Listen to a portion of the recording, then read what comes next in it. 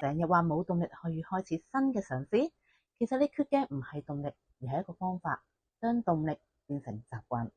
又係我 Frankie 喺心照減壓站同大家分享靜觀嘅小貼士啦。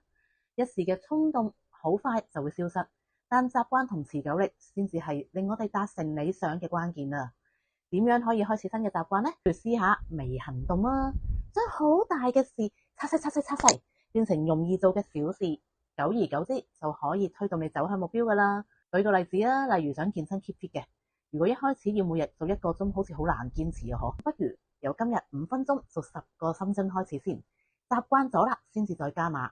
呢啲細微嘅行動好容易持之以恆，累積落嚟就係我哋嘅信心，持續就係建立信心嘅關鍵。留言同我哋分享下日嘅微行動，等我哋一齊向前行啦。